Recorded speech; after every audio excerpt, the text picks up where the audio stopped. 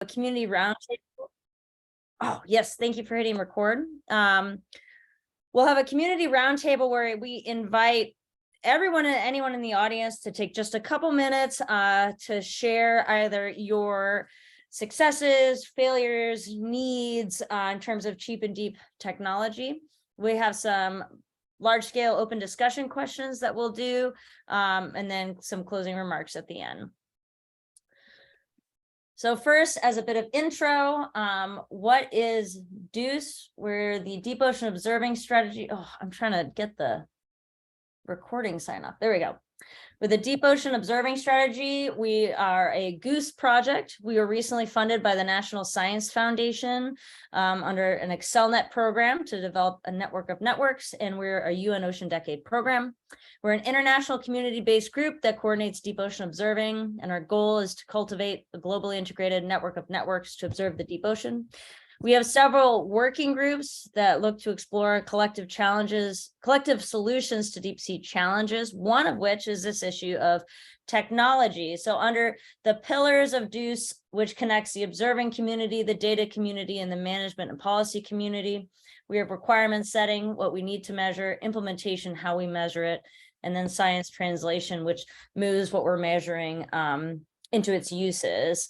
So within implementation, we have technology integration and development, best practices, and on-ramps for coordinated global observations. And so all of that kind of comes under this umbrella of what we're going to be talking about today.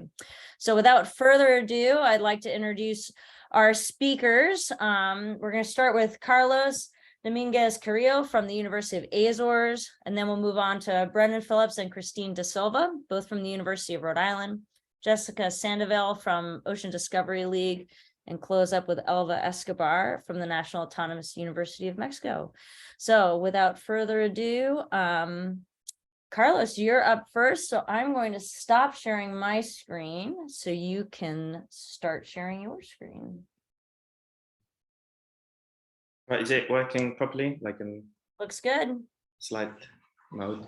Right, so I'm going to try to go a bit fast. Maybe presentation I might skip through quite a few things very fast, but try to squeeze in maybe too many things in the 10-minute slot. So my name is Carlos, as Leslie was saying, and I'm a researcher at the Azores Deep Sea Research Team at the University of the Azores. We're based in Fayal Island.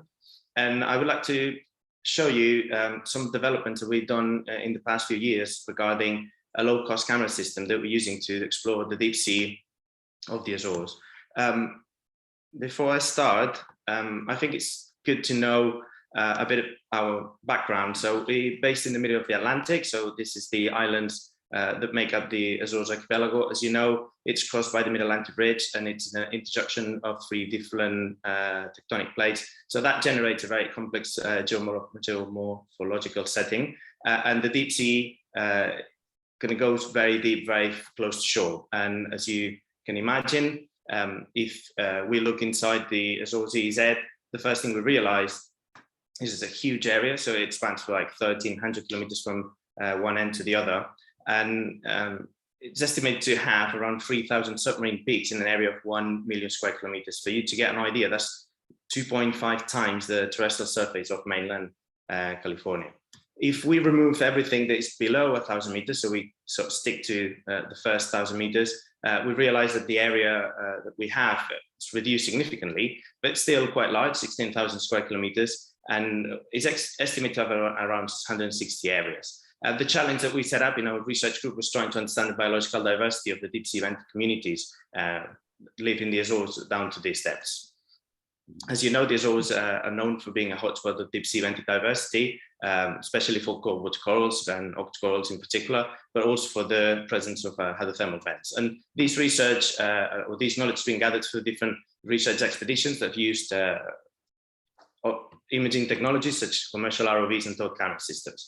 If we go back to the map I was showing earlier and we plot the dives that we have from these devices and that we as a team could get hold of to understand the diversity of the vented communities, we get this picture. So we have feeling, that they are quite spread along the area of the Azores. But in reality, if we look into more detail, we see that only 6 areas have been fully explored and there's a lot of ground still to be explored. So realize that deep sea, as we all know, is little explored. It usually exploration is done in small batches, it's very time consuming, and especially it's very, very expensive. And only some developed countries have the financial means to do deep sea exploration. So we set up a second challenge in our team, was try to develop a cost-effective tool that would allow us to explore deep sea venture communities. And if we succeeded, that would make, as before, deep sea exploration easier, simpler, cheaper, and maybe accessible to many. So after 2 years of working, I'm not going to show any images of the first prototypes or the first work that we did with the first sort of assembled. We came up with this tool. We named it Azure Drift Cam to acknowledge the seminal role that the Azores has had in deep sea exploration. And in sort of summary, it's basically trying to get components you can get from the market put together and allow us to do deep sea exploration. In order to get to this device, we followed a set of guiding principles. The first thing we wanted was something that would be very effective, so we could do rapid appraisals of deep sea venture capitals. We wanted it to be cheap, and we set up a target of 15,000 euros as the maximum price for the whole system and the spare parts. We wanted it to be simple, so we could buy the equipment from the market or online, and we wanted it to be user-friendly. That means that we didn't require highly specialized people to work with it, so anyone, you know, with a bit of knowledge could use it. We wanted it to be resilient. The Azores, as I was saying, is very complex in terms of topography on the seabed, but it also heavily fished, so we know there's a lot of fishing lines abandoned. We wanted it to be operable, so that means not only using large research vessels, but also being able to use small local fishing vessels, which would allow us to explore more area, you know, at a cheaper cost. And also we wanted it to be portable, so easily move between sampling areas. So if we look at the system, this is how it looks. It has two cameras. One is facing down and it's a GoPro camera at high resolution. We have another camera sort of placed higher up, and we use it for navigation. We have a cylinder that has the live view system that converts the signal into analog and sends it to the umbilical to the surface. Then it has a protective stilt structure, which allows us, you know, to sort of overcome if getting entangled in fishing lines or if we sort of crash against the wall. It also has a steering wing, so when we pull it through the seabed, it kind of stays in a upright position and sort of facing the same direction. It also has two concentric LED lights and an LED strip, so you have enough light to see. And we also added the parallel laser system. We can scale the images, and also a depth and temperature sensor that allows us then to sort of estimate the position. I'm going to go very fast for the equipment because that would, you know, take some time. But it's basically has a steel structure that is sort of very simple. We use a weight as a rock, so we can just put 20 kilos at the bottom to make it go faster to the seabed. These are all the electronic equipments that it has. As you can see, it's not many GoPros with the housing, some cylinders, the lights, and the sensors. Then the connections are very simple, as you can see. And the important thing is that we use copper cable, so we can all do the connections very simple. We attach everything, the umbilical to a nautical rope, to the 1200 meters we're using now. We put it all together in a bucket. We add some buoys to keep the structure in a vertical position. We have a very simple connection, so we convert the analog signal to digital, and we only need a screen on the surface to see what's going on. So if we put this in practice, and this is how it looks, these are two of our team members handling the equipment. It's very light, and you know, two people can handle it easy. We just deploy it from the side of the vessel. Once it's in the water, just let it sort of go to the seabed. 20 kilo weight does the job, and you can reach 500 meters in 5-6 minutes. And then once it's in the seabed, you basically give indications to the winch operator based on the images that you have on the live view images, and you basically just move it up and down the seabed to make sure you keep the right position you want with the seabed. And this is the type of images that we're collecting with the Azure Drift Cam. As you can see, we film pretty close to the seabed. The light is good enough in order to identify the fauna. You can see the lasers that we use for scaling afterwards.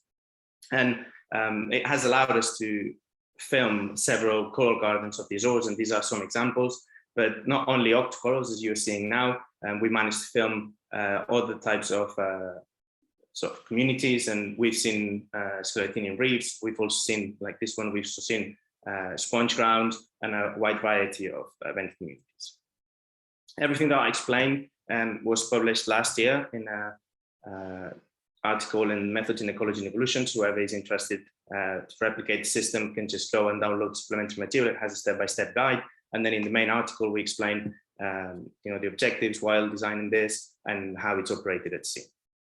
And I'm just going to finalize explaining how much we've achieved with the system. So this would be the map of the Azores. These are the dives that I was showing you earlier that we had access to study the deep sea. These 3 dots that you can see now are the first tests that we did. But in 2019, we went at sea with the first final design, and we managed to do 22 days at sea. And with this 22 days, we managed to achieve 150 dives and covered over 85 kilometers of seabed. And that's over 110 hours bottom time.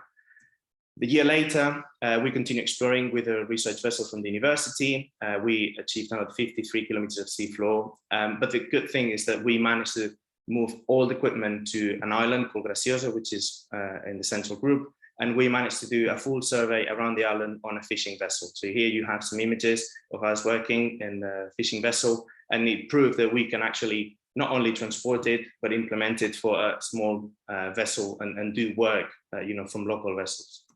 A year later, due to some limitations in our research vessel, we had to stay close to the central group, but we performed a second survey on another fishing vessel. You can see the images, it was even smaller, I think it was a 7-meter long vessel. And we continued, we managed to do surveys around the whole island of Corvo, which is on the western part. And this last summer, these images from recently, so we just got back from sea in September, we managed to do another 134 dives and another 71 kilometers of seafloor. If we put everything together, this is how much we managed to do with the Azore Drift Cam in the past 4 years. That's more than 500 dives and around 300 kilometers of seafloor newly explored with 130 hours of new video footage collected. So for us, it's been a great success because we managed to reach areas that otherwise wouldn't have been able to.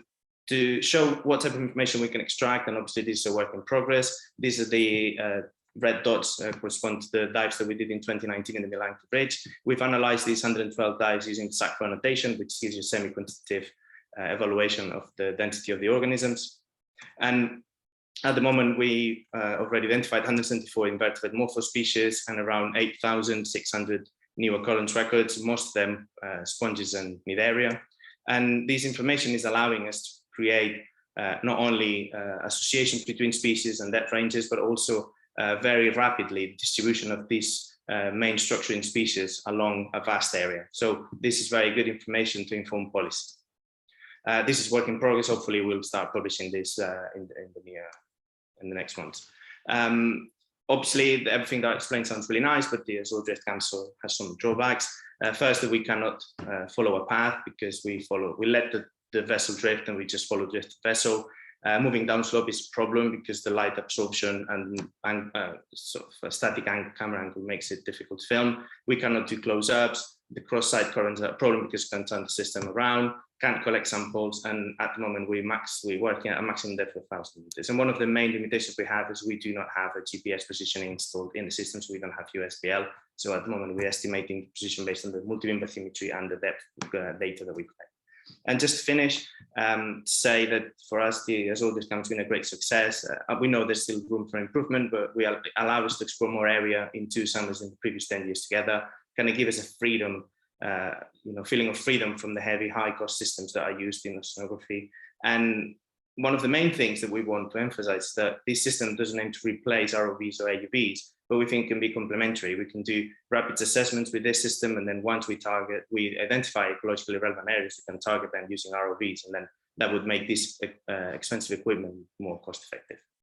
And just to say that I could not have done all this by myself, obviously, and this has been a teamwork, and this is the great team of the Azores Deep Sea Research in Fayal. And if you have any questions, maybe I can answer afterwards. No, you can always email us to the 2 emails from myself and Tom Wright. Thank you. Wow. Carlos, that was amazing. It was fast because I was over time. I'm sorry. Yeah, so Carlos is also at an iAtlantic meeting this week, so he's going to be heading out in 9 minutes. So if anyone has a question for him, since he's not going to be in our discussion, feel free to ask it now. But wow, what an achievement. That's amazing. And if I heard you correctly, you published how you designed it so that anyone can design it can rebuild it, right? Yeah, one of the main things once we saw that it was a great tool to do this type of work was to try to get it out. So whoever wants to replicate has step-by-step guide alongside the publication with all the items listed, how you assemble them and how you operate it at sea. Our idea was not only share it, but also if the community has ideas on how to improve it. So it'd be kind of a development that everyone can build upon, and then we can all together improve it. For us, it's been great, but obviously it's adapted to the specificities of the Azores, a lot of fishing, very rough topography, but maybe for other people, other groups, could be adapted to, different solutions. And that was the aim, just trying to get that out, and whoever wants to build upon, more than welcome. That's awesome. Brennan, you had a question? Yeah, since we're going to lose you, Carlos, hey, that was awesome. That was really impressive. I've seen the system, but not what it can do. That was really cool. I'm curious, like the relationship of the fishing vessels you're working off of. Like, are you asking for time? Are you paying for the time?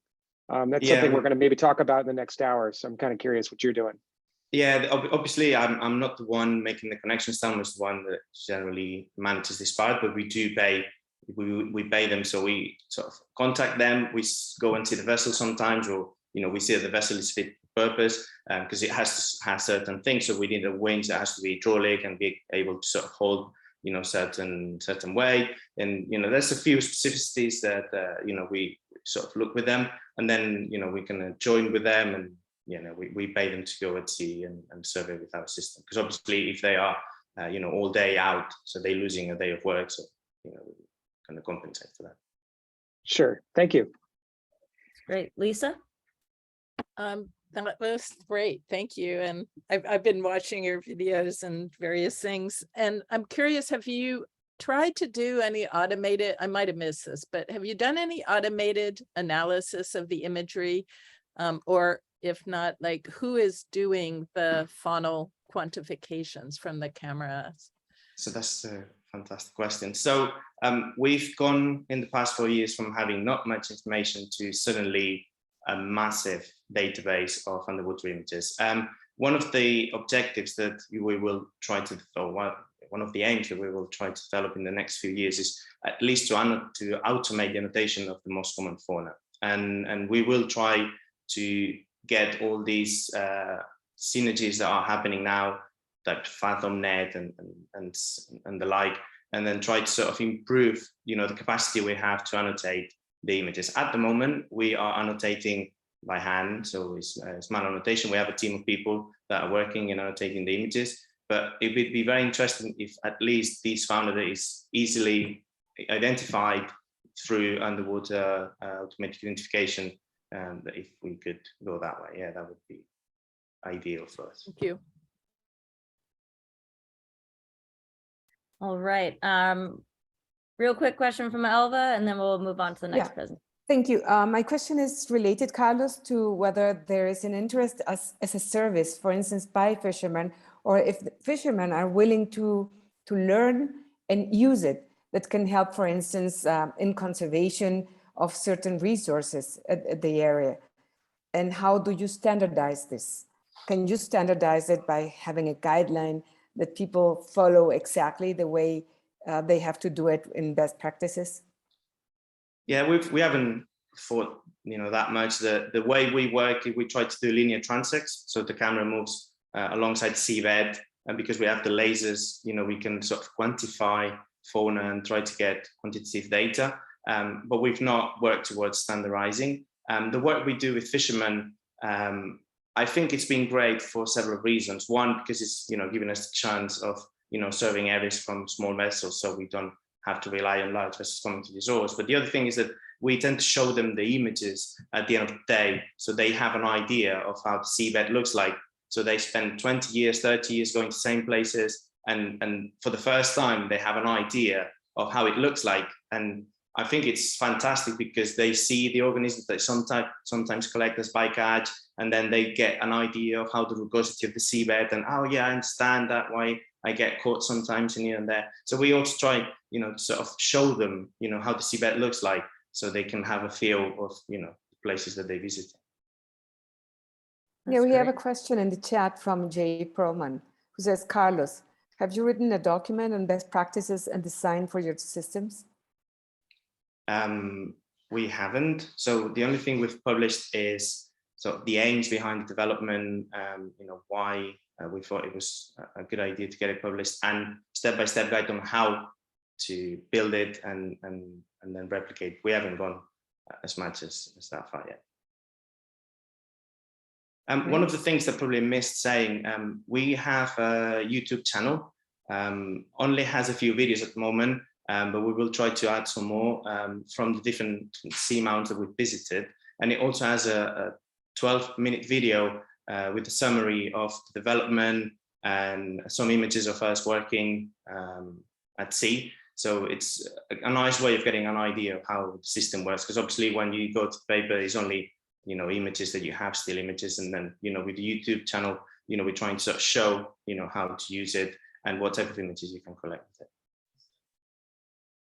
Awesome. Well, thank you, Carlos. This was great, and have fun at the iAtlantic meeting. Yeah, I feel really bad I can't stay longer, because I think, you know, you know, today's session is fantastic, and being able to sort of follow up the discussion would have been amazing. But yeah, I apologize for that. Yeah, well, I think this is going to be a discussion, a long-term discussion. So we're going to keep you in the loop. Okay, thank you very much.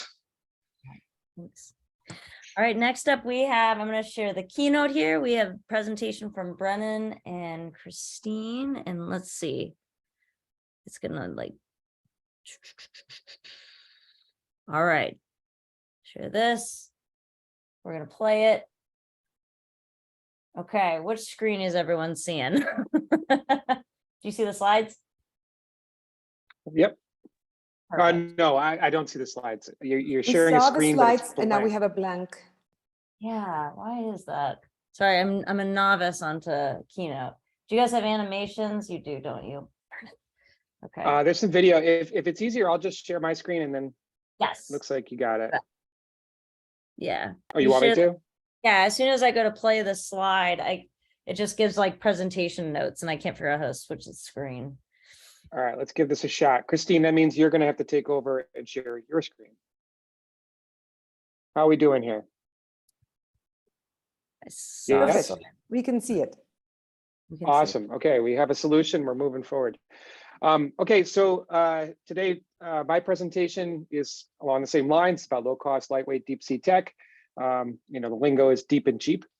My name is Brennan Phillips, and I'm at the University of Rhode Island, and I have a lab called the Undersea Robotics and Imaging Laboratory. We work on a broad range of topics, including the deep and cheap stuff, so that's the lower left-hand corner, but we also work on fiber optic sensing and communication. We're interested in soft robotics, low-light imaging, some midwater work that we've done, midwater exploration, and everything we make in the lab, we apply in the field. So we're a tech lab that goes out and tries new things and tries to do that again and again and again. The last intro is just folks that work in the lab right now. We have a pretty robust team of graduate students and undergrads who didn't give me photos today to show them off, but a number of PhD students who have worked on all the stuff I'm going to show you. And Christine is going to follow up next, is also a member of the lab. So she has two hats. She's a graduate student at URI and also going to be representing their startup company, Juice Robotics. So this is really a poor intro to what I think we're going to hear in a little bit from the Ocean Discovery League.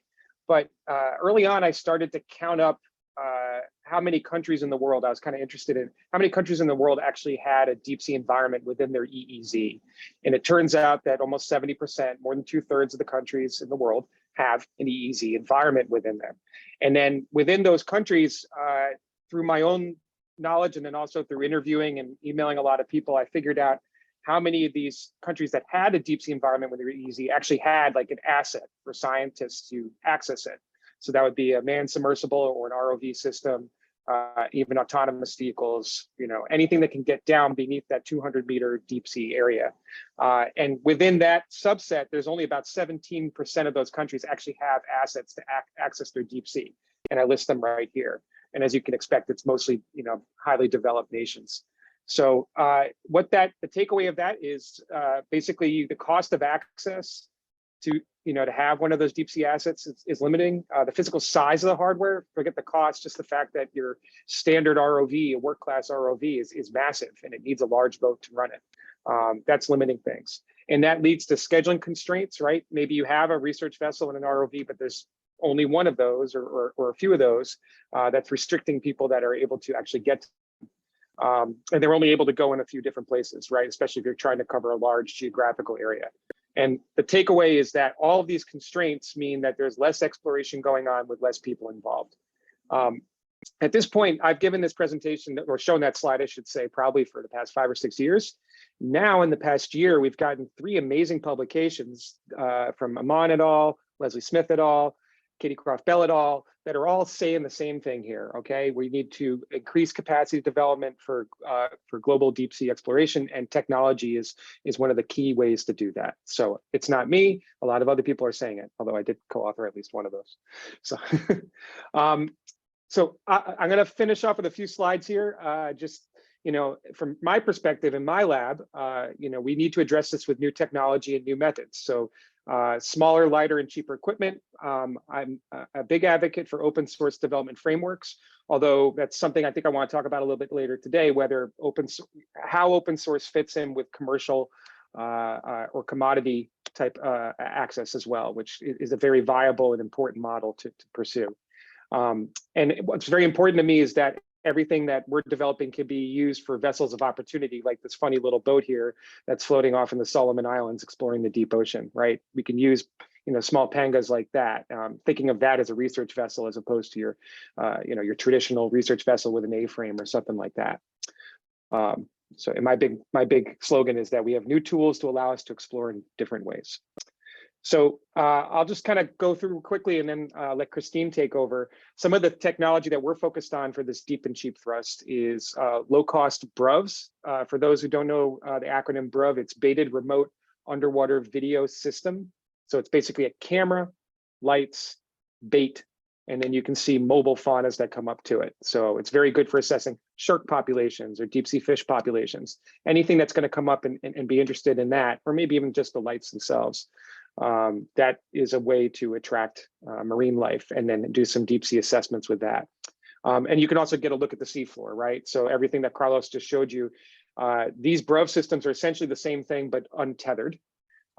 We outfit them with at least one camera, and then the 2 lights on the side are these potted LED arrays. And we try to keep the cost down on these as much as possible, but we're still using really good, and there's a good reason to use them, acoustic release packages, which are a bit expensive. That just sort of ensures that things come back to the surface afterwards. So there's something to be said for that kind of reliability that goes into it. And this picture right here I'm showing on the left side of your screen just shows you can have 3 or 4 of them spread out on a boat. This is a 42-foot workboat out of Bermuda. You can have several of these and deploy them in one day. And retrieve them and do sort of spatial coverage that way. Another technology that seems a little ho-hum, but it actually is super powerful and enabling is the idea that you can 3D print pressure housings. So electronics that they need to go deep in the ocean of your own design or somebody else's design that you just want to get down deep.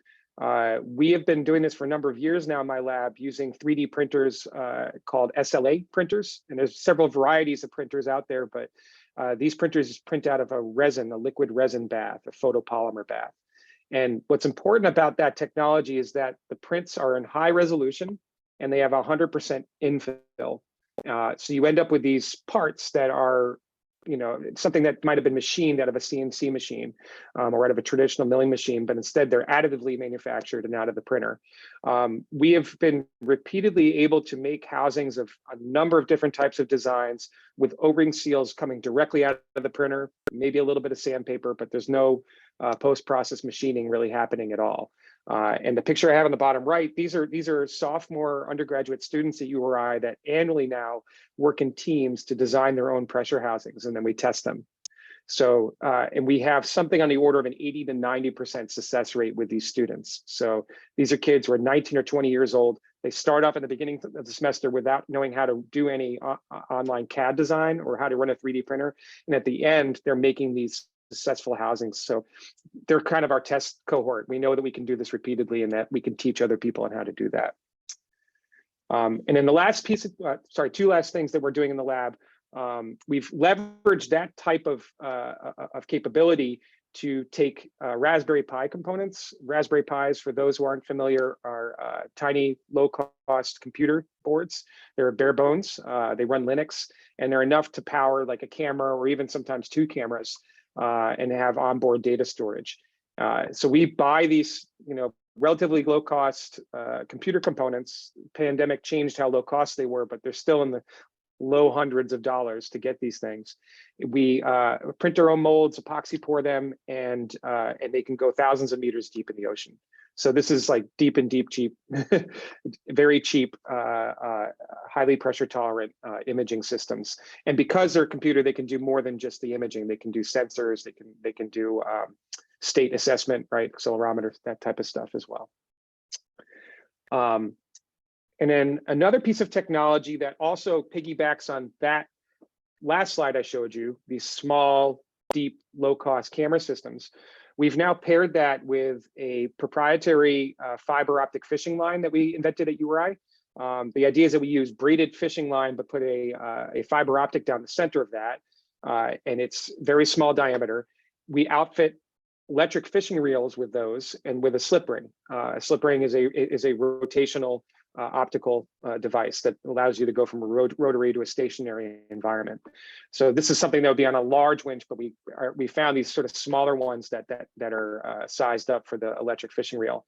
And with this, we've achieved live feed video using these small deep sea cameras, the DPI cameras, from 800 meters deep in the ocean, and we can push those limits even further. So we have all kinds of new things. I'm not able to show everything today, but this is getting to the live feed on a very small, battery powered platform. Their electric reels run on a 12-volt marine battery. And then, oh, I meant to take that sound out. Oh, it's awful. It goes away. It's okay. We couldn't hear it on this end, but I know what it was because I heard it on my computer earlier. There you go. I'm messing up. I think that'll be better. I just wanted to show off some pictures of the small boats that we've been working on, just to give you an idea that we're able to work. Even on my bottom left is the lowest common denominator of Boston Whaler. That's my private personal boat. And we're able to go out and test deep sea equipment on that. So if we can work with that, we're good. And we're able to fly anywhere in the world. This is all checked luggage stuff that we're able to work with. So Christine, I went longer than I meant to, so I'm going to stop and I'm going to let you take over. That's all good. Thanks, Brennan. And thanks for pitching a bunch of the stuff that Juice is starting to commercialize now, so I don't have to spend the time doing that. Brennan, can you keep sharing your slides for Christine? She has her own. Sorry. Oh. Yeah. Oh, I had a compiled slide deck. Sorry. All right. I'll try to share on my end again. Yeah. Thanks everybody for bearing with us as we sort out who has what. In the meantime, I could probably go through a couple questions. Elva, you asked, can you print on board? Actually, we have a paper out where you can 3D print pressure housings on board a vessel. You need a gimbal system, a passive gimbal to keep it steady, but we've done this and it is definitely possible and super enabling, right? You can take your whole lab on the boat and do in situ development at sea. And I can just start talking as well. My first slide is just who I am. So like Brennan said earlier, I'm a Blue MBA student at URI, University of Rhode Island. And so it's a pretty unique program. It's a combination of both a master's in business administration and an oceanography master's at the same time. So my project is working in the blue economy, specifically mostly in Rhode Island, for school at least. But combining my work at Juice and creating a profitable company, but then on the oceanography side, also using the technologies that we're creating through Juice Robotics and through Brennan's lab at University of Rhode Island to, further deep and cheap and further oceanographic research and technologies. I also am, of course, as Brennan said, a co-founder at a company called Juice Robotics, and I'll talk a lot about that more in a few seconds. And then I also am a biologist and a researcher with the NGO called Beneath the Waves. So I'm also constantly going out in the field, mostly in the Caribbean, and using a lot of these technologies to do surveys. And then if necessary, I can share my screen. I was just a little worried because my Wi-Fi is not very strong today. Yeah, let's give it a whirl. Sorry, every time I try to share it, it takes up all No 3 worries. monitors and I can't see Zoom or figure out how to share the right screen. Ironic that the tech session is having technical difficulties. Okay, are you guys seeing my slides here? Yes, we're good. Thank you. Just the slides? Okay, sweet. So that these photos, these photos were all taken actually doing work for Beneath the Waves in Cayman. And you can see we're using still the brevs that Brennan was just talking about. And we're using them off, I think this is a 24-foot center console. So a little bit about JUICE and what we do. We believe that it's possible to access ocean depths at a fraction of the cost of what we're looking at today. And we're able to support this belief, at least, by multiple ways. We're offering smaller equipment that therefore requires less support and less overhead. And what I mean there is they're cheaper themselves. They require much smaller vessels, as Brennan just talked about, to deploy off of. But you also might not need a winch at all. That saves you some money. And then that also will save you overhead in the way of needing to have support people on vessels as well. We also offer advisory services for anyone who's interested in buying some of our technology. So if you have a very specific project, we can help you get to the correct solution for you.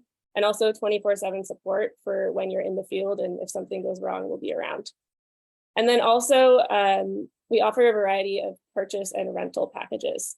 This is something that we're actually today and yesterday been talking a lot about, is what's the best way for us to offer our technology in a way that is profitable for us, but also cheap enough that or any organization would be able to afford them.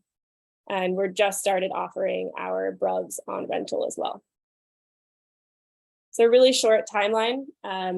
Into January 2022, right before the pandemic, I actually met Brennan in the Bahamas when we were doing a Shark Week shoot.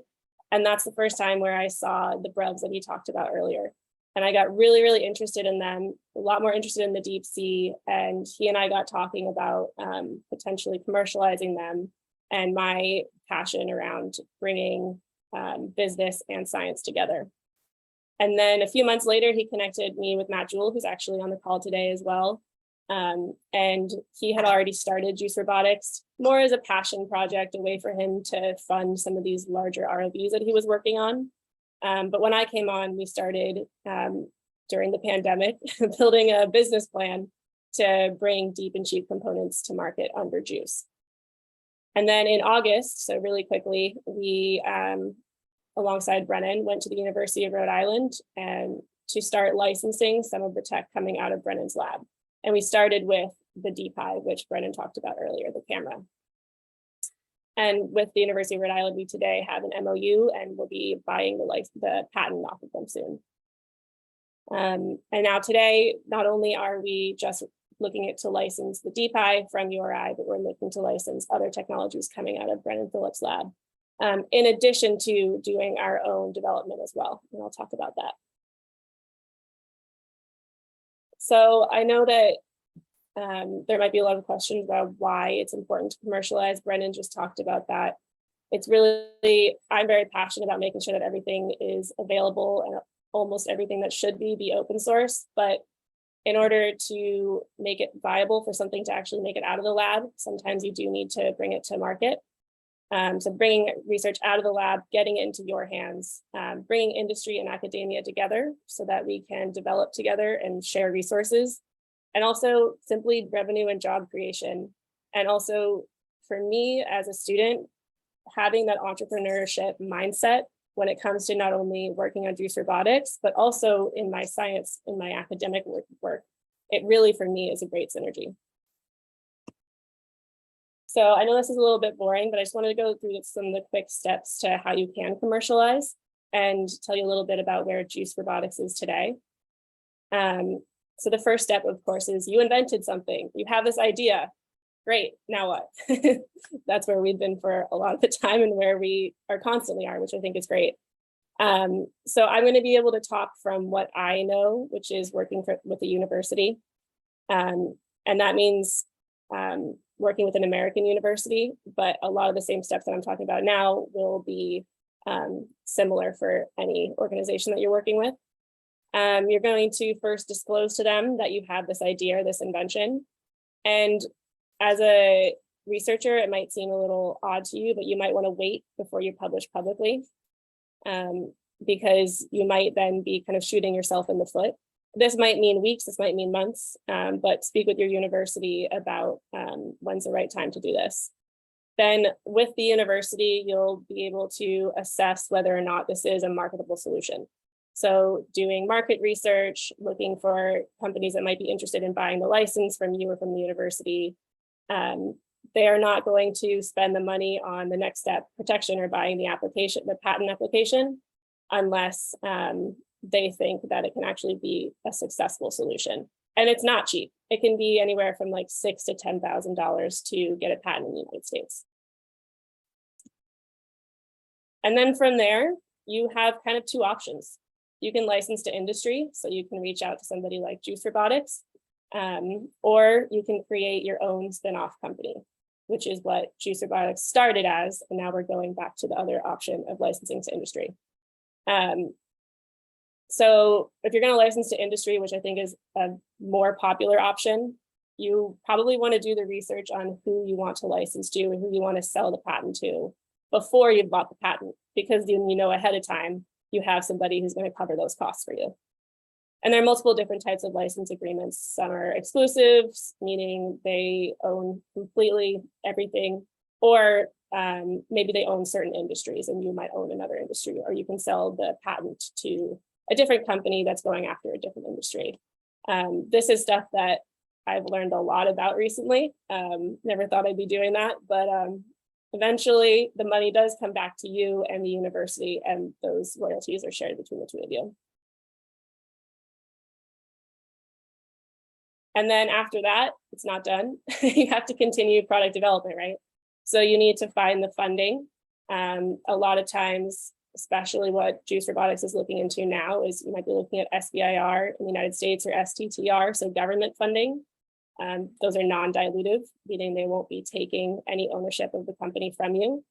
And you're also today, at least in the United States, expected to commercialize the majority of what comes from those funding sources.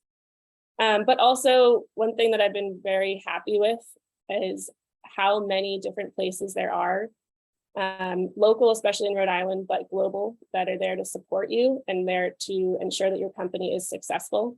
And that might be from anywhere from getting you funding, giving you, support in the way of advising services or connecting you to the right people.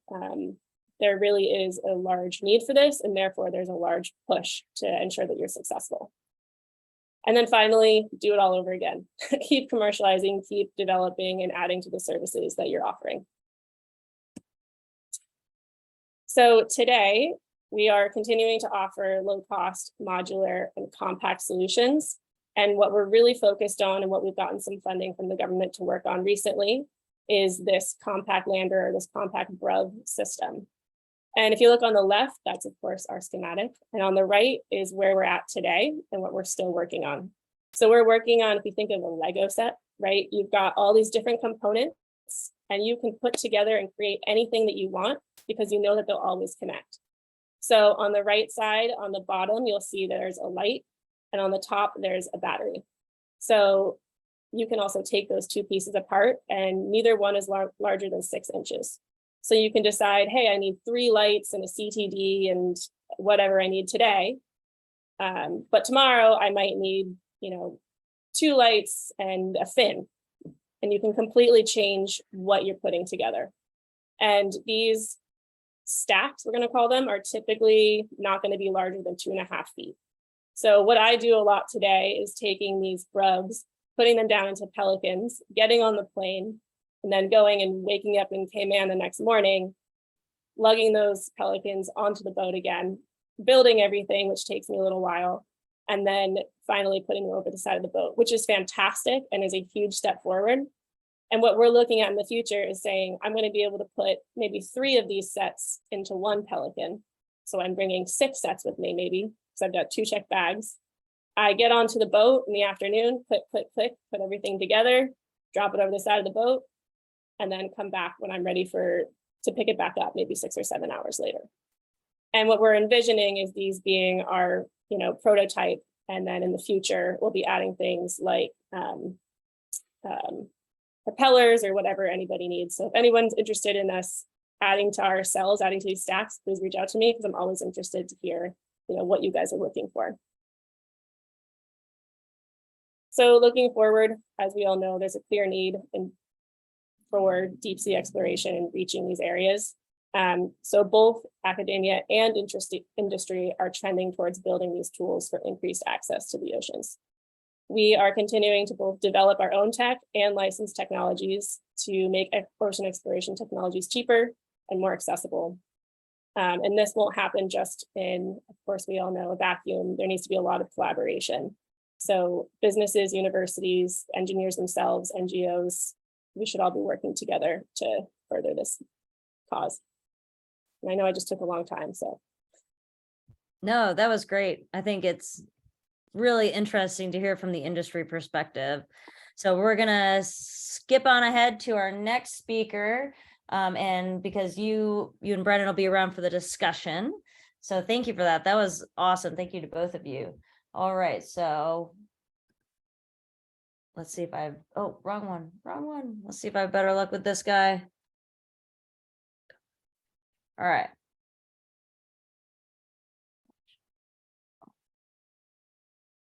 Okay. All right. Next up is Jessica. Yeah, I think I'll, yeah, awesome. Thanks. And Leslie, I'll just cue you up whenever you need to advance a slide. Yeah. All right. Very cool. Hey, folks. My name's Jess Sandoval, and I work with the Ocean Discovery League. And today we'll give a really brief overview of low-cost deep sea tech, and also one of our systems called the Makanu, which is an imaging and sensing platform. So if you want to press the next slide there, Leslie. At the Ocean Discovery League, it's really our mission, our goal to remove a lot of these barriers to ocean exploration, which are either financial or technical or both. So we develop low-cost deep sea collection systems and also AI-driven data analysis tools, which is really, as Carlos had alluded to before, you have a lot of data coming out now. How do you begin to process these? And also developing new communities of practice as we want to broaden ocean exploration.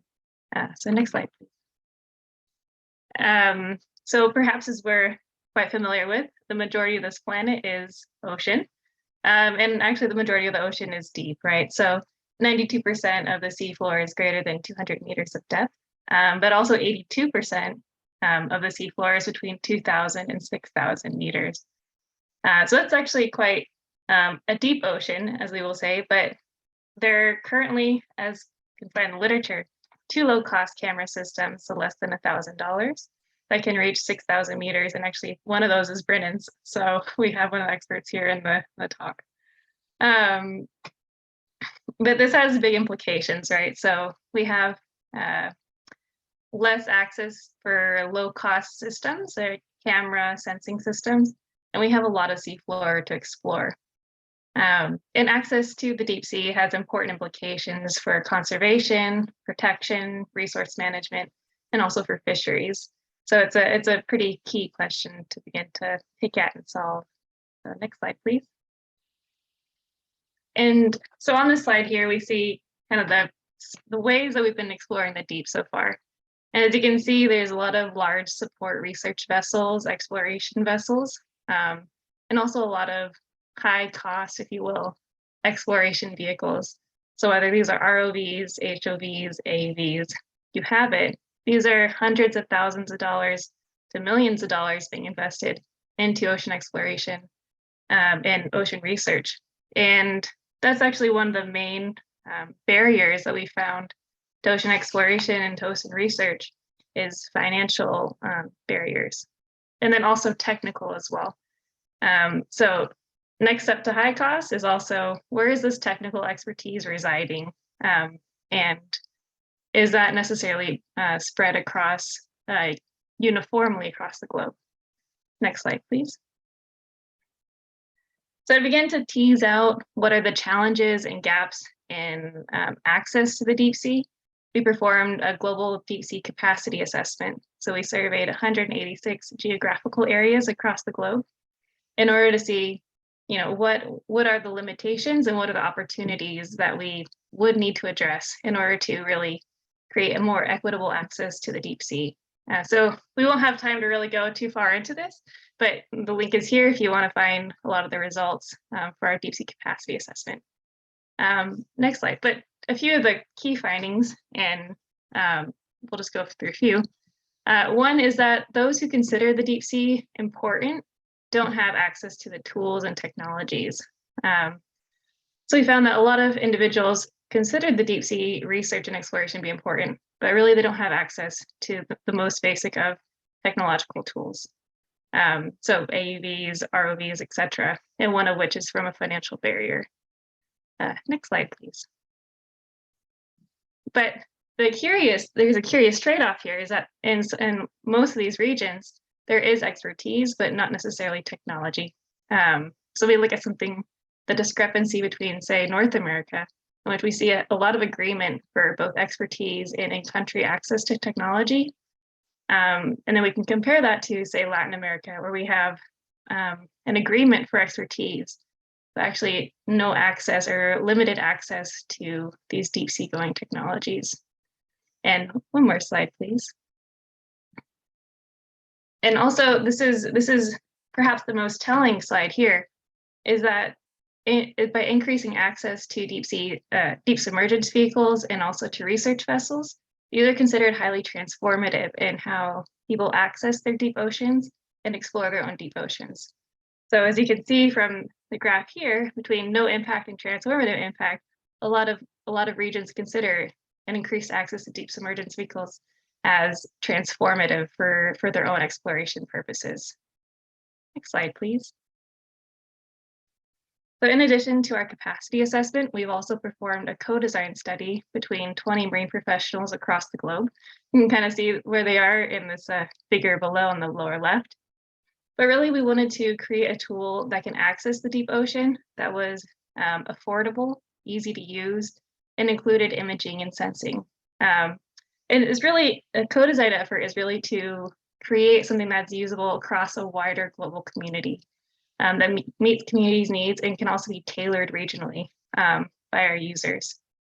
So it's kind of going away from a one-size-fits-all, but also working with collaborators and stakeholders so they can tune and kind of fine-tune on a local level the use of these tools. Next slide, please. And so from our co-design study and also our capacity assessment, we began to identify priorities in ocean exploration, areas and gaps that need to be addressed prior to really enabling capacity at a global level for ocean exploration. So of the data to be collected, of the critical data, we identify different priority levels. So first priority is highest priority. So that includes imaging, which is a very non-invasive way of sampling the deep, temperature, salinity, and depth. And then second priority levels are GPS, oxygen sensor, eDNA is also up there as well. And then further down the priority list includes chlorophyll, turbidity, etc. But in addition to the data to be collected, we also have user specifications, because not only are we considering the data, but also how is it being implemented in the community. So, and as a lot of other presenters have already talked about, easy to use, kind of a straightforward use case is one of the highest priorities. Also deployment considerations.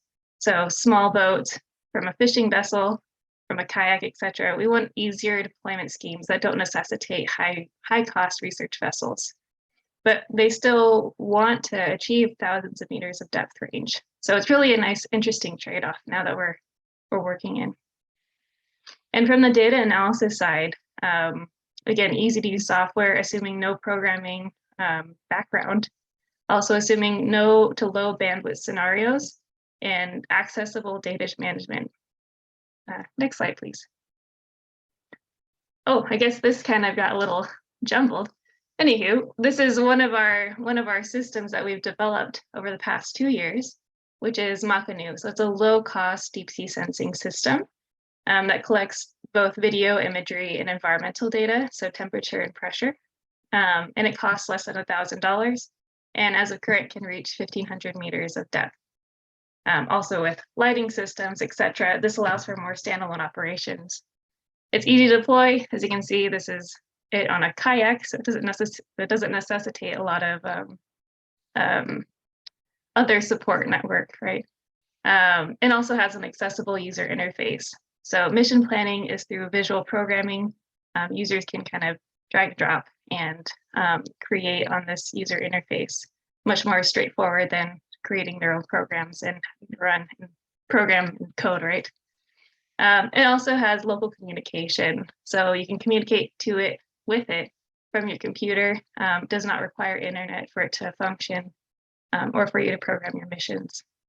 Next slide, please. And currently we have 11 Makanu out in the world globally with our collaborators.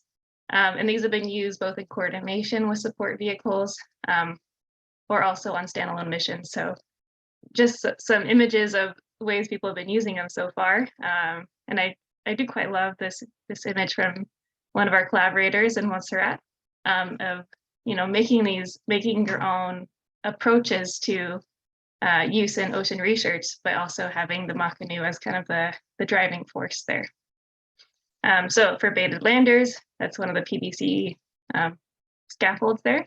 But we also want to emphasize that we provide robust user support, and that's really critical for reducing this technical barrier that is very prevalent in ocean engineering and ocean exploration and research.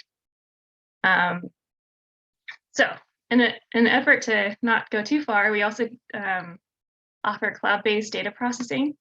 So as I mentioned before, users can communicate locally with their Makanu unit, but then when they have access to Wi-Fi, they can also upload all their data to an online video annotation software called Tater.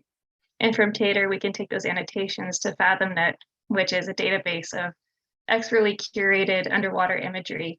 And then from FathomNet, can be used to train machine learning algorithms for automated classifications. And so really the next approach going forward, all this bulk amount of data coming out now is going to be going towards AI, machine learning algorithms, which will really expedite the process of getting out usable information from this data. Next slide, please. So just as a concluding statement, I mean, broadening ocean exploration is really hinged on promoting accessibility. So that's by reducing financial and technical barriers to exploration, enabling capacity, which also includes helping at a local level your users, and also building a community and broadening the community of ocean researchers and explorers. Next slide, please. So if you want to keep in touch with us and look for updates on what we're doing, we have a link to our website here. Also the publication talking about the Makanu and our capacity assessment link below as well. And I'll take questions at the end or however you want to do it, Leslie. I know we're a bit behind on time. Thank you.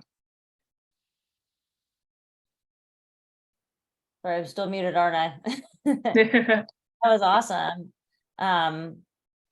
All right, I think we're going to keep on moving forward and get some questions at the end.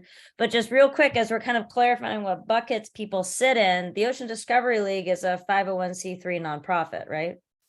So kind of as we're talking tech development and industry, and now you have tech development in a nonprofit sector and tech development in academia. So it's really interesting, all these different hats that people can wear.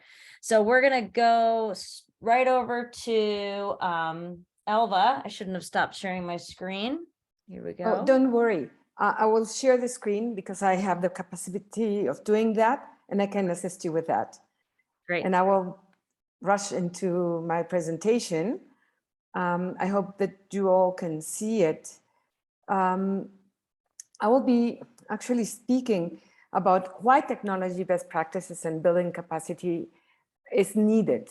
And I will be looking to the south and in particular to the Caribbean and to South America and the needs that we have. One of the first things that I would like to say is that there are major global affections in the deep sea, and these will be increasing in time, and they are a result of the societal needs and actions. Many of them are just part of their economy, and people are not looking at the potential effects. These effects are usually the biodiversity loss, the pollution, and impacts on the ecosystem services. So the results also have impacts that will be increasing in time. And that requires from us that we have ocean observation, and that we understand that there is a value chain to deliver this information for decision making, among which is conservation, and that most of the observations in ocean observation in the deep ocean are in the Northern Atlantic and North Pacific, some in other areas that are of particular interest, like the Antarctic, but we require all the regions to participate. And for that, we require that there are networks of networks, and the joining of regional programs. Partnership of the observation is required, and we require as well cooperation and collaboration to build this deep sea capacity building. And in particular, because many of these nations in the South, and I'm talking mainly to South America and to the Caribbean, we have people working already in the ocean. Ocean is part of their daily lives. And but probably deep ocean is not necessarily part of their regular observation mechanisms. We also require that these observations are standardized, that they are recognized, and that we have the tools, and the tools are accessible, and that strategies are known by more people. Usually observing the deep ocean is restricted to a few at the universities, or only to the private sector, in particular those that utilize the resources. So we require to expand observations in the regions, because we will require everyone to contribute in making the deep ocean for everyone available. Basically, this is what I wanted to say with this slide. And I translated this slide to Spanish so that it is part of a paper that we wrote together. And I put it in Spanish for those people observing in Spanish. So there are opportunities because of these activities are just moving further away into the water column and into the deep ocean. And there are opportunities for everyone to want to observe the deep ocean. So we have recognized, and I think my colleagues have previously mentioned, that the deep sea research is expensive and difficult, but it doesn't need to be so, that the access is limited, and we require more best practices. And I will elaborate a little bit more. Infrastructure, both at sea and in the lab, is expensive. And in particular, what I would like to mention in here is that because of this high cost, laboratories require usually to import many of the parts from other countries. And this has a high cost as well for importing and timing. And in trying to find resources in Latin America to buy equipment is extremely expensive. And if one equipment is bought and is for some reason broken or drowned, and it requires maintenance or requires parts, it will require an extra year to be, I don't know, obtain the parts or to be maintained. So one of the things that we are lacking is expertise and technical capacity. Technical capacity to maintain the equipments, to have the tools to do that, and to understand and have the knowledge on how it operates. In many occasions, we just buy equipments that we don't know how we know how to operate it, but we don't know the internal way of doing it. And so either we buy new ones and then we don't have the budget, or we have to wait for a long time to maintain it. and to get the certification that it has been, I don't know, that it's validated the certificate or something like that. So in order to get the trust from developing countries, how to say, in order that the developing countries have the trust of the developed countries and can publish in journals, in many occasions we require to standardize data. And this standardization requires that we have the experts, that we have the technicians that know that the data are well obtained. And this is a problem again in best practices. So I will take it again there. The access is limited in many of these developing countries, and in particular in Central and South America and the Caribbean, because of the funding. And we can collaborate with private enterprises, but not always. These private enterprises would like to collaborate with local scientists or local technicians or students. It depends on the country, it depends on the projects, it depends on resources and many other things. So I put here on the precision of the data that we require. In many occasions, we require the dynamic positioning of research vessels, and research vessels in many of our countries are either older, or have been bought as a second-hand research vessels. We don't have in many of these vessels the capacity of lowering TI com cable. We don't have tensiometers. And in many occasions, robotics is extremely expensive, and we don't have this dialogue with engineers in many occasions. Technologies are evolving, as my colleagues have presented. Machine learning, artificial intelligence are now being used, especially for imagery. And we don't have sometimes the experts for that, and we don't have the way of paying or the experts to put open access codes to use these. So data processing and storage is sometimes a limiting process. And the other is obtaining the samples.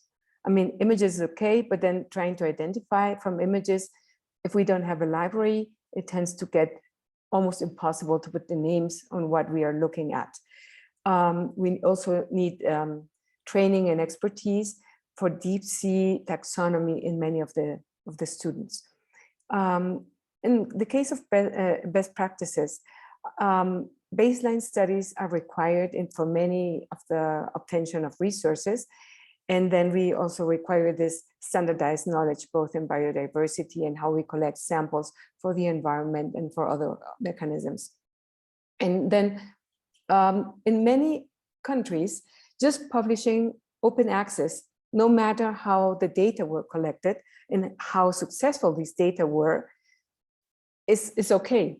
But if you come from a developing country, usually journals and reviewers will ask you to have the expertise, the standardization of data, the method, and describing it in detail. So publishing is a limitation, and in particular open access because of the costs. So the other thing is intercalibrating is required in many of our countries and many of our institutions. So we have to certify or have something similar as an ISO certificate. And our best example is how sea surface temperature is standardized and can be almost generalized for all the citizenship as citizen science. And we would like to do the same for imagery of the deep ocean or identification of our biodiversity to be able to protect it and to be able to collect it. So one example I would like to bring is not from the deep ocean, but from the shallow ocean. And this is our laboratory in Puerto Morelos in the Caribbean. And here our major problem is that all the buoys, the very sophisticated buoys, are vandalized. And so we decided to build very low cost buoys that allowed us to replace them in case they were vandalized. So this is the inner battery and the sensors that we were placing for this battery. And the battery cost went really low in the sense that we called it the OXO buoy. OXO are these stores that are in every corner where you can buy lemonade or you can buy everything. So you can buy the parts almost everywhere locally. And this is what we were liking to have for the deeper ocean, that we could buy the parts everywhere, that we don't have to import them and wait months to buy them. So the laboratory there is called the Academic Service for Monitoring and for Oceanography and Meteorology. And they have their own page in which we can follow the buoy. I put the link there and I can share it as well. And in this case, the buoy was placed right almost in front of the laboratory just to see that it was transmitting. It had a card like a cell phone, and then we could have this interface. So in my last slide, I would like to briefly consider two things. We need to deliver deep ocean observations for every single country, because as Brendan said, most of the countries have deep ocean in their EEZ. So the solution for all the problematics that we have in the ocean requires from all of us. So the solution requires all of us, and we have to all contribute with data. And there is an ethical obligation and a responsibility, if we have an ocean, to deliver this information also for the deep ocean. So society in every region requires forecasting. They require to invest and have a better economy, and the ocean provides that. And we require management, growth, conservation, and also to make our activities in the ocean more sustainable. So for that, we require the ocean observations, including the deep ocean. And for that, we require to target different audiences and different stakeholders, from which probably the funding may come from, including funding agencies and the private industry. But we require to also have equity and inclusion so that women can participate in the different cultures. Women are not participating, and we would like to have women participating, the local communities, and also have that there is no generational gap.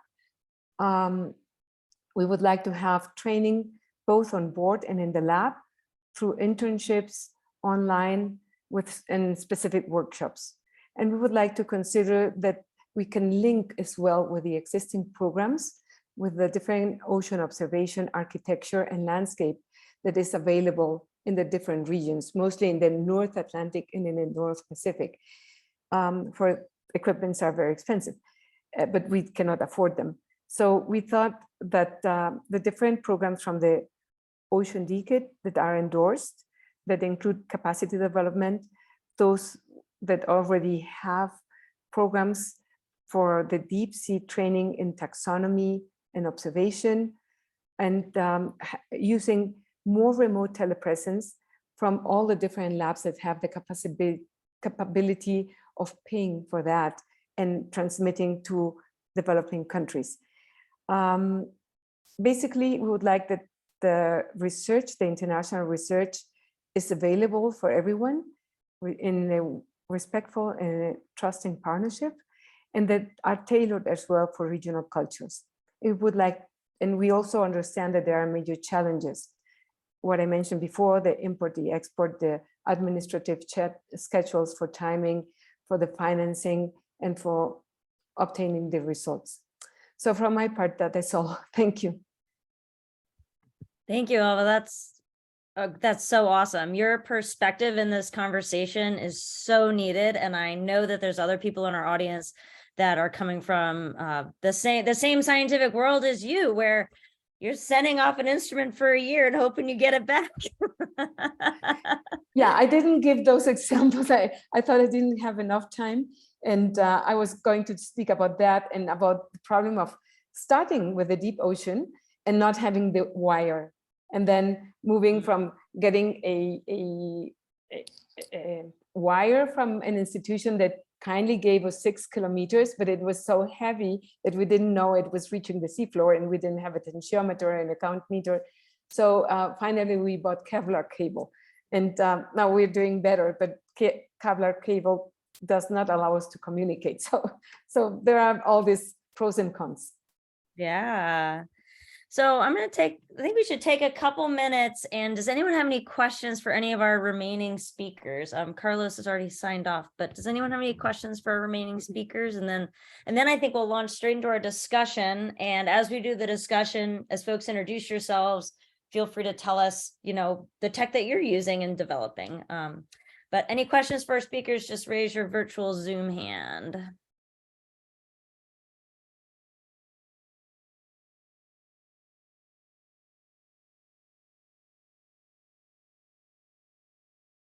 All right, that's okay. I think everyone just wants to get into the discussion.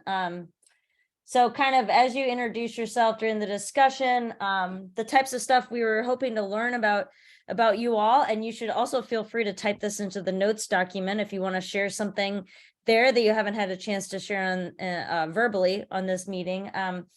Is we're looking to learn more about your challenges in using and accessing technology in the deep sea. So we want to know, how do you currently access it? What type of vessel are you on? Is it a research vessel or fishing vessel? What's the deepest that you can go?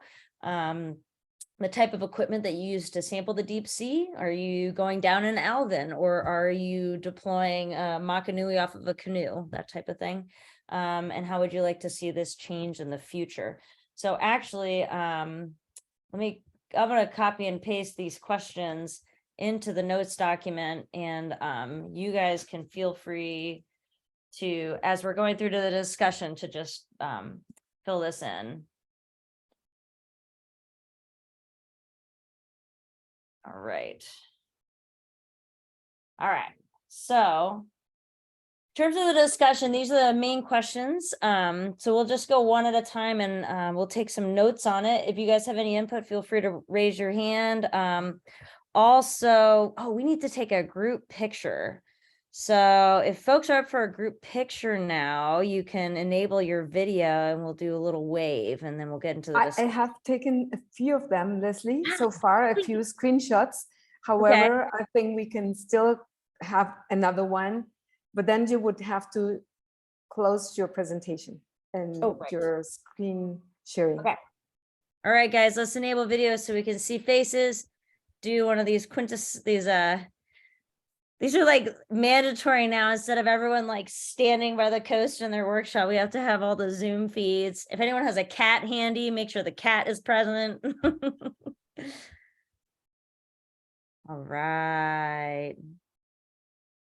People are coming on. Okay, Elva, are you taking it?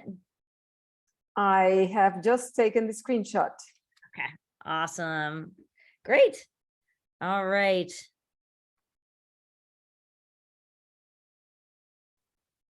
All right, so our first question for group discussion: how could best practices help or hinder increasing access for sampling the deep sea? So for example, if we write up best practices that require very expensive or precise instrumentation or software, then we're cutting a whole group out of the discussion. So if we're saying the best practice is you have to go down in an ROV, and most of the world doesn't have an ROV, that could be limiting. So just looking for, what are folks' thoughts on that question? But it could also help, right? Not reinventing the wheel. You kind of have a recipe book, a manual for how to develop technology and what to do. I would like to start, and I would like to say that usually you have to start with small steps, and that means we have to start by maybe providing a way of making people passionate about what they are looking from the system through an ROV or through a submersible, or just from photographs and cameras, and explain people where that comes from. So that you may have, for instance, young students being passionate about wanting or dreaming to be oceanographers and wanting to move into that direction. But if you provide small little information sheets for teachers, and you provide cards so that students can keep them, they will keep them until they are big, and they say, oh, I became an oceanographer because I attended a presentation where they showed images, and I even have the card for that. I think many of us have that from when we were younger. And what we need to promote is building capacity, technical capacity for being autonomous, being able to maintain and I don't know, fix their own equipments and maybe build them very easily from simple materials so that they know how these equipments work. If you don't do that and only sell the gadgets, people will buy gadgets. But if those gadgets break, they are broken and that's it. And they don't know how to fix them. They don't have the parts and they don't know that they don't have the know-how. So we have to promote that they have the know-how. So I found something very important from Carlos's presentations. They shared all the information completely open so that everybody can make the same equipment or even change that equipment. And I think that's where best practices come to practice. That's great. Thank you. Anyone else have anything to add? I like to second a lot of what Elva just said, is that, yeah, enabling, well, the inspiration aspect of enabling this next generation of Marine workforce is a big component as well of training at the technical capacity on a local level is very essential.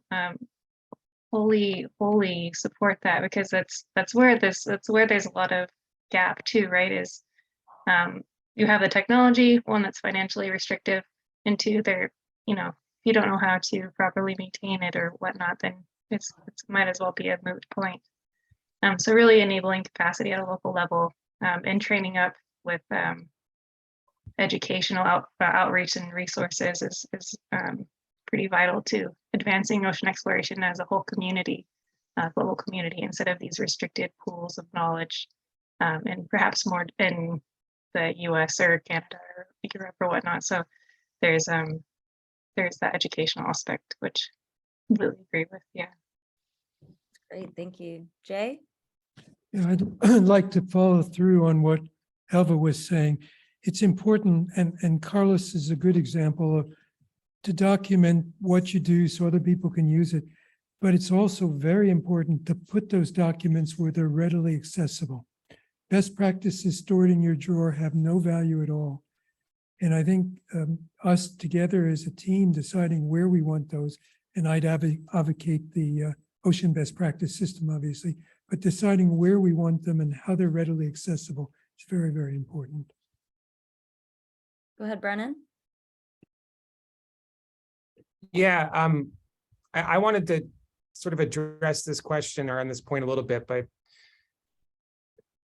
I feel like, and even I was doing it a little bit too, you're almost sometimes trashing like the big ROV system or the expensive manned submersible system. And that's not the right approach, because they exist and they're not going anywhere.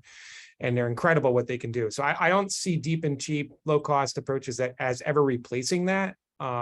Maybe someday, but like not in the next 10, 20 years or something like that. Instead, what I just wanted to say out loud that right now there's like a big buzz about it, and there's several labs and people and companies that are moving forwards with it. I propose that kind of the next step is that you start to see them working together, so that like there are some workflows that I could think of where prior to sending an ROV out to do an unexplored area survey, you go out and you do a BRUV trip, a drop cameras trip, and you kind of do some early site exploration type stuff, or Azor drift cam type work to inform a little bit before you send in the very expensive ship. Or maybe there are simultaneous operations that can go on where the big ship is out there, but also deploying some low cost site drop type stuff. It's probably already been done, but it'd be nice if, from the perspective of a best practice frame, we start to talk about workflows that involve both and how they complement each other, rather than what I honestly have been guilty of this too, which is like, hey, there's this great new thing. We don't have to even use the big ROVs anymore. And it's not true. I think we have to work together with them. Yeah, and I'd liked Carlos's point where their camera system allowed them to get a broad swath, but then also figure out the areas where they wanted to go in an ROV when they could get that ship time. And I think their work is also incredible. I don't know if anyone noticed the fine print next to each of those ships, but none of those ships were owned by Portugal. They were using research vessels from other countries. I didn't see that. Cool. Yeah, so it was like Ifremir's vessel, and I think they've used some NOAA vessels. And so I think that, there's this you know, they have limited access to ROVs, limited access to big vessels, but the camera's allowing them to expand it. So I think you're right. I think marrying that's a really good idea. Some of Elva and Jessica's comments kind of led me to thinking about the second question about is it the pathway to achieving this low cost equipment? Is it through commercialization or open source resources online to let people build their own? And so Brennan's got these great mock-ups for 3D printing. And so we're like, solved. But do people have 3D printers in Montserrat? Like, I don't know the answer to that question. Or maybe it's if they're going to get money, buy a 3D printer and you can do a myriad of other things with it. But what are folks' perspectives on that? Leslie, I think printing is a great tool, because while on board, you don't have a shop where you can go and buy, and sometimes parts break down, and having the blueprints on board or requesting them through internet and then getting them on board and printing will allow you to continue doing your cruise without stopping the objectives that you have, which is really fantastic. That's great, because I guess it's way more expensive to have to end your cruise early, chart a new cruise for next year. Exactly. Or going just back without and saying, well, I wasn't able to collect because I lost this part, or this one broke, or whatever. So I think having the possibility to bring on board by the antenna, internet, or whatever, the blueprints, and then having a printer there on board, as Brennan was describing, I just found it really inspiring. I really love the idea of being able to do that during a cruise. That's great. Thanks, Elva. Take a printer on every trip. Not you don't need the really fancy one, the low cost sort of gantry model type deal. They work on any boat. Yeah, let us know later which one you use, and so I can tell our ship operators and get them to have some on board. I'll post in the chat right now my favorite one. Thank you. Works well. Yeah. So I really want to hear, I'm just realizing the only people talking are Jay and our speakers. So I really want to hear, we want to hear from other folks who are in this workshop. What brought you here? What are you working on? What are your feelings on any of these questions? We'd love to make this more of a community discussion on where you think cheap and deep and best practices for them are going in the future to help us increase deep ocean observing.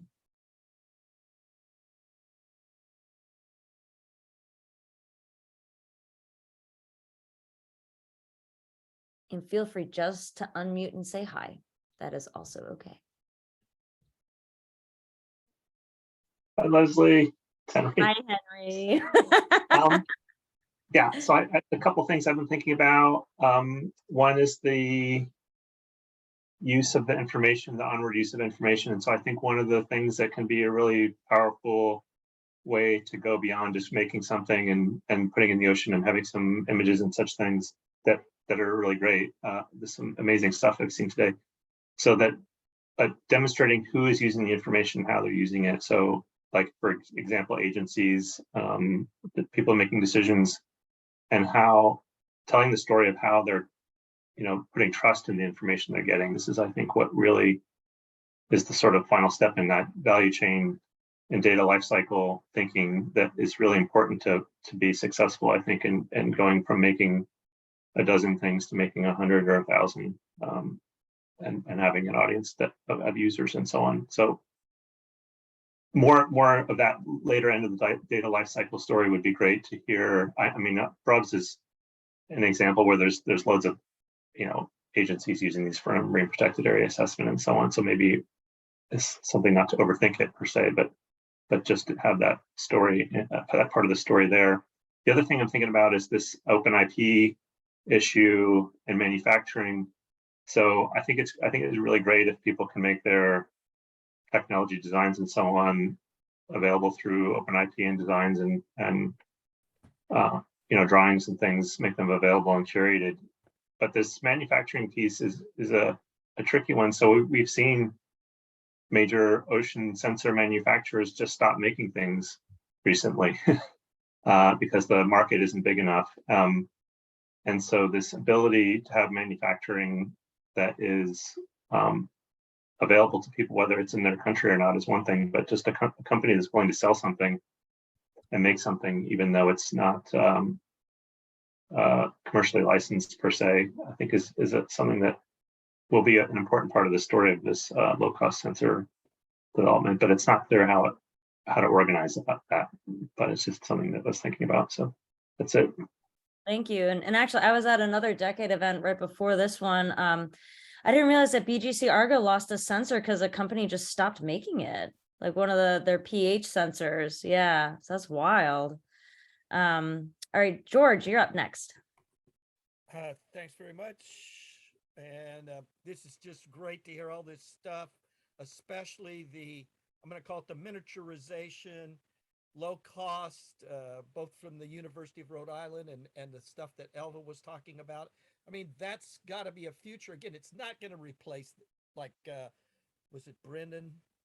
Brendan was saying, we're not going to replace, Sylvia's love vehicles that go to the trench, but there's a huge middle gap and a much larger micro set of information that can come if we can have all of these affordable devices available in places. There's a piece of me that sees in the interim, I don't know, 10 teams with the 10 most important pieces of equipment. And their job is nothing but going from location to location to be the data collectors on some kind of cycle. Until we can, like Elva talked about, we got to train up, this is going to be up 10 years to fill the pipeline with the qualified, to get a high school student to a PhD that can function where we need them. That's a 10-year cycle. So we got a lot of pipeline work to do. But in the interim, if we had these teams of experts that are, a team of 10 might be really representing a team of 100, but their job is to send the 10 experts out to their 100 locations, quarterly, annually, whatever it is, they go and do it. And so we know the quality of the data, the accuracy, the equipment, and we're sharing resources in this time of still limited, fighting for funding that's still elusive, blah, blah, blah. So that's just kind of a venting and a vision statement for everybody, not so much a question for anybody, but extremely exciting to hear what's happened in all of these OBS, but today's thing, very, very honor to all the speakers and those that made it happen. Thank you, George. That was great. And I think one of the things you mentioned earlier was just bringing together the other people who are doing this low cost tech. So someone might have figured out, a way to make really cool CCD, but they need a better pressure housing and they just haven't met Brennan yet, So we got to get the brain trust together. All right, go ahead, Christine. Actually, before I just add one little tiny second. Yeah. We don't need 1,000 of those housings. Right. That's where the manufacturers aren't going to want to make it because there's no market, but thank God we've got Brennans of the world and groups like that are going to say, what do you need? And we'll print it for you, and, and again, or here's the model, here's the filament to print with, and here's the device to print it. Somebody else start printing them, whatever. So I saw. Yeah. So no, totally. And I'm envisioning things like we talk about how we have such a good, fully developed temperature EOV, temperature best practices, that now that's something that can go out. And so kind of the goal of the beginnings of this discussion is how do we do that with these different tech elements? So awesome. All right, Christine. Just to piggyback off what George said real quick, before I kind of bring up something else. You're right. I mean, from the commercialization side of things, why would I want to offer something that I can only sell a set amount of, right?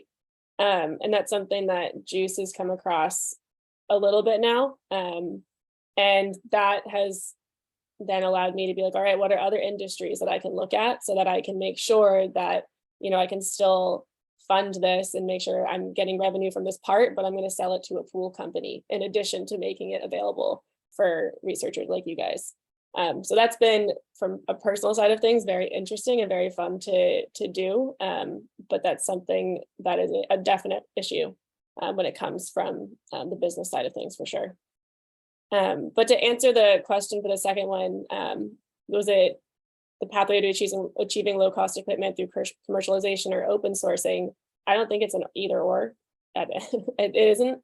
I think it's an and we're responding to that by each of our cells. We're trying to make sure that they're each less than $1,000 so that you're able to have extras and spares. And if anything breaks, you just go, oh no, like that is the issue with potting. You typically can't repair it unless it's a software issue. However, they're cheap enough that you're able to bring spares for everything and bring multiple of them. So you can do 10 drops, in one day. However, what we're looking into in the future is allowing the software on these to be open sourced so that you can then go ahead and, program whatever you need, program the CTD for that day, for that drop. Maybe you want it to be collecting while it's dropping or not. And so that's one avenue that we're looking at to combine both of those aspects, and then creating a community around these cells and these drop cameras is kind of where we're hoping to go. That's very cool. All right, Margaret. Hi, everyone. My name is Margaret. I'm a graduate student at Stanford, and I'm actually more in the coastal space, but I'm really interested in cheap sensors, and we're limited term in kind of spatial arrays. And so as sensors get a lot cheaper, we're able to actually deploy a lot more and get a lot more information about the spatial variability. But one thing that we struggle with all the time, and I'm just wondering if anyone's thinking about this, is how to democratize like calibration and a lot of the what goes into that, because so much of the manuals that we look at for everything doesn't include what the calibration needs to be, or it requires a specific solution that's also proprietary. And so I just wanted to see if anyone's thinking about that in terms of the instruments you're making. And then something else in terms of best practices that's a little tangent, but still important, is how do you publish the data after you're done with it so that people who may not have access to even the cheapest of instruments can still work in the space and potentially solve ocean problems with the data that you have from expensive or inexpensive instrumentation. Those are great. That's great questions to bring up. Does anyone any of our speakers want to tackle any of those?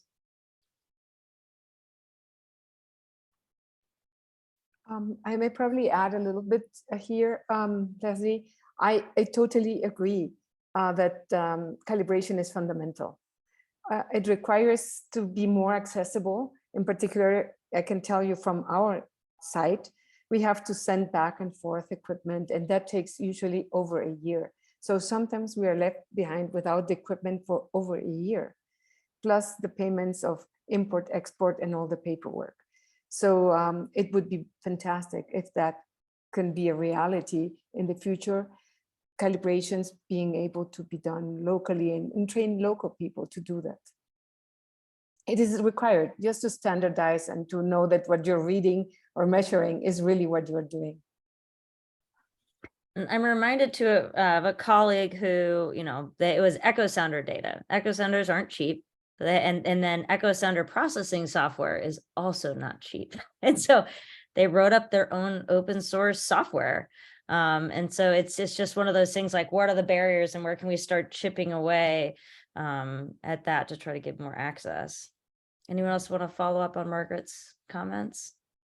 I guess I would take a quick stab at it and say that by lowering the cost of overall systems like Abruv or Azure DriftCam, you start to be able to have systems that can be loaned or rented.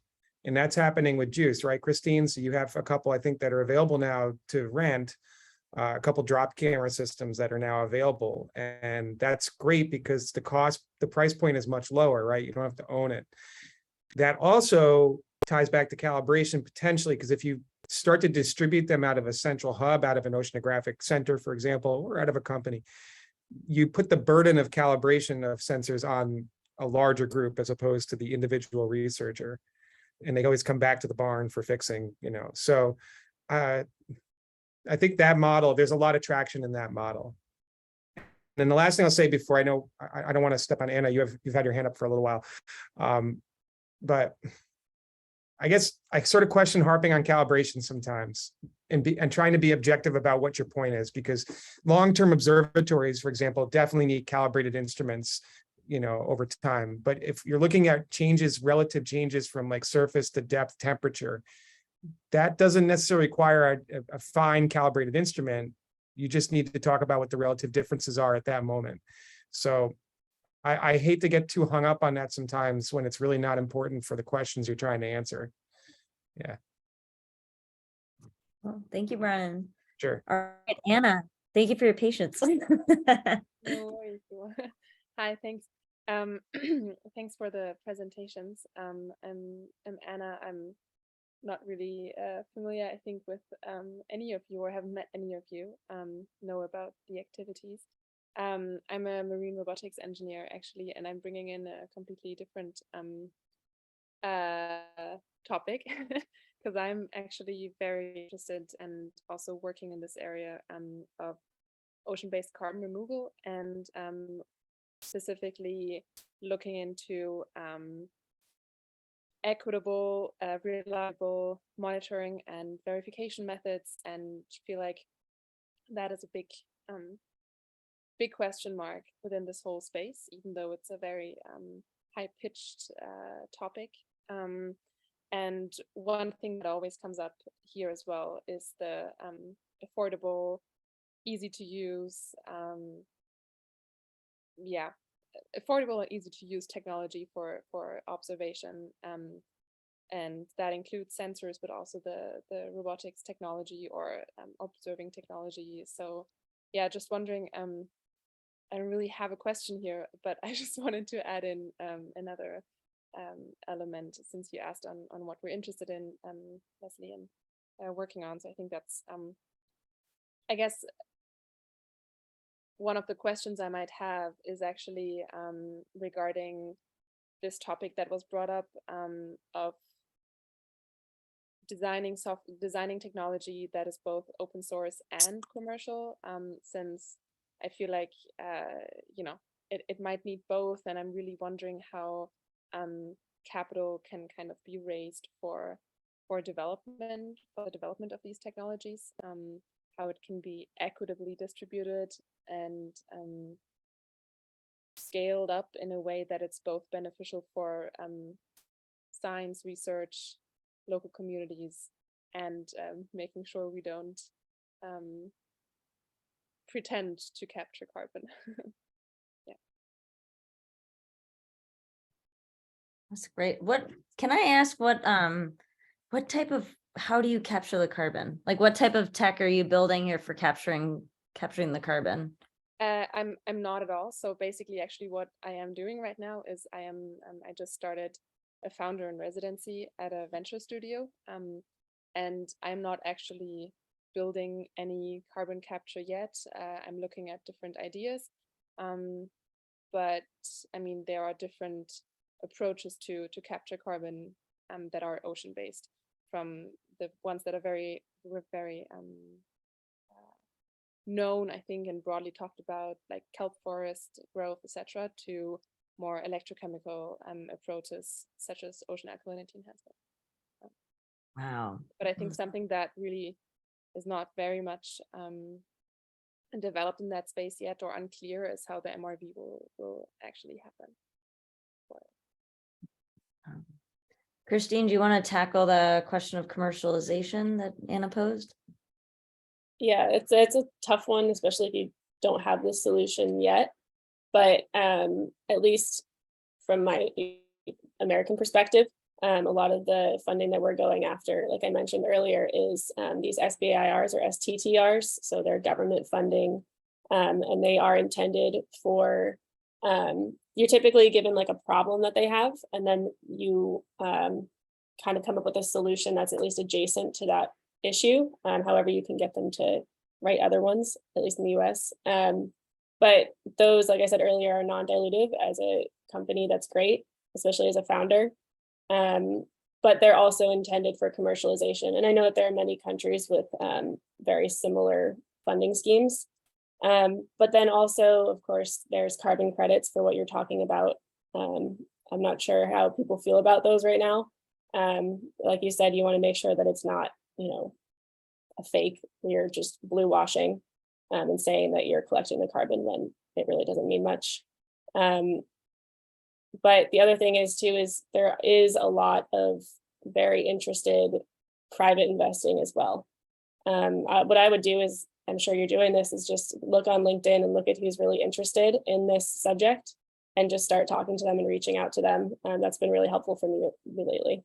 Yeah, I mean, there's a huge interest in this space. I mean, Yeah. just 2 weeks ago, I think it was 2 weeks ago, there was actually at URI as well, this MRV workshop for Ocean CDR, and there were lots of researchers, entrepreneurs, companies that were all talking about MRV, and I'm just wondering if, I feel like there's different participants and stakeholders interested in low cost deep sea and sensor development. It's not just the research, it's also private equity, it's venture capital, it's universities that are all kind of looking to get this done.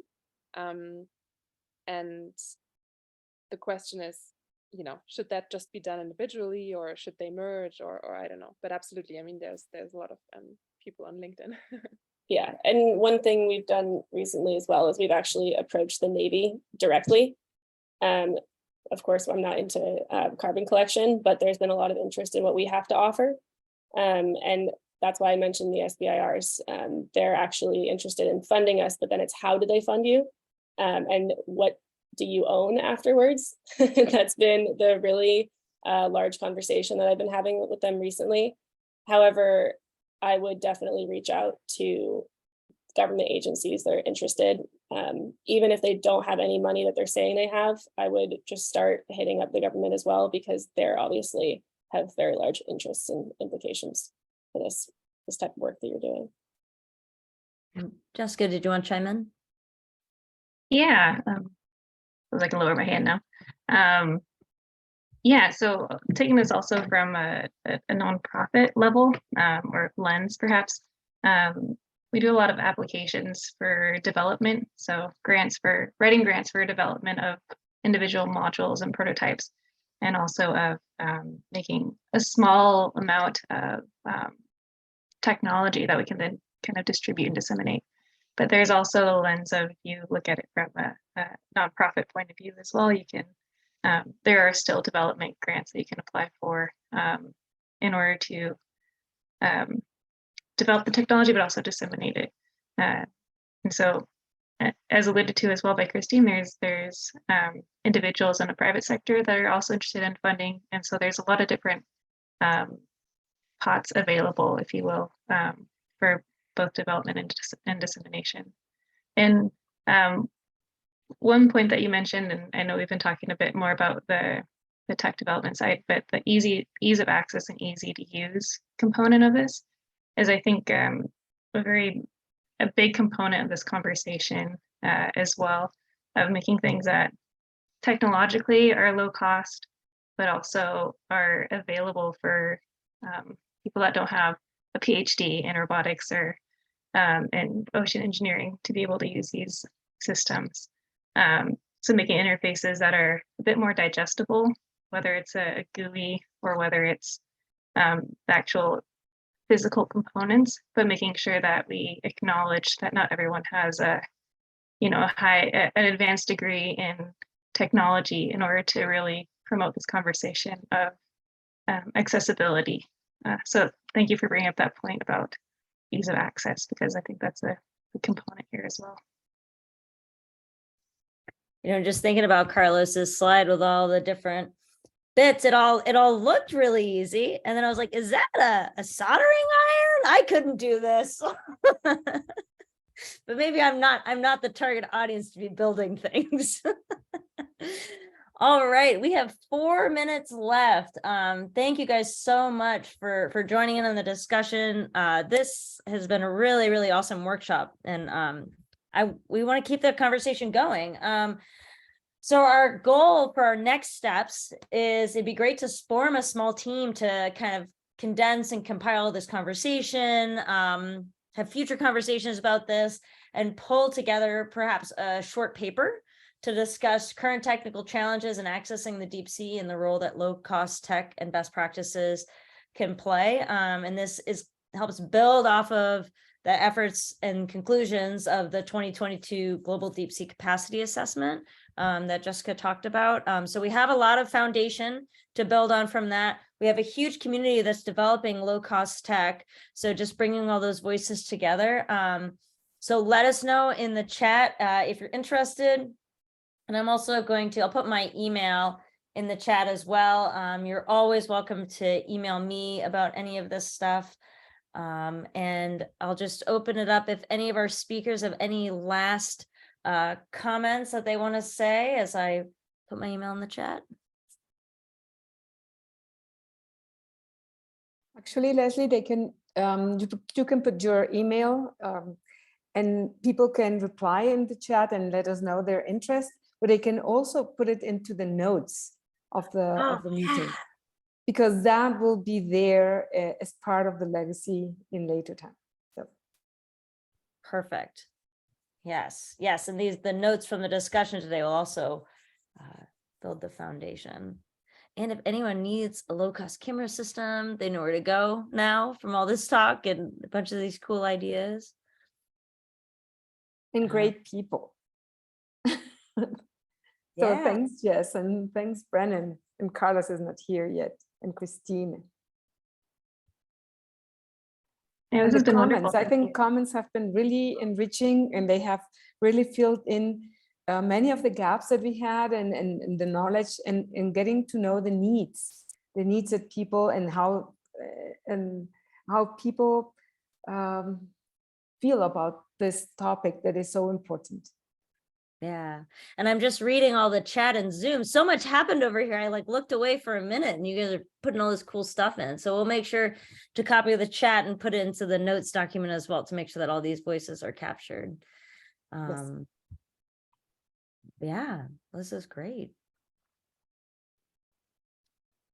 All right. Well, thank you guys so much. Thank I'm you. inspired. Maybe I'll learn how to use the soldering iron. And this is great.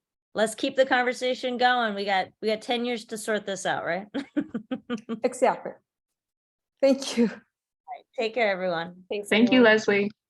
Leslie, I'll stop recording, and I will send, if I receive something, I'll send it, but it's in the cloud.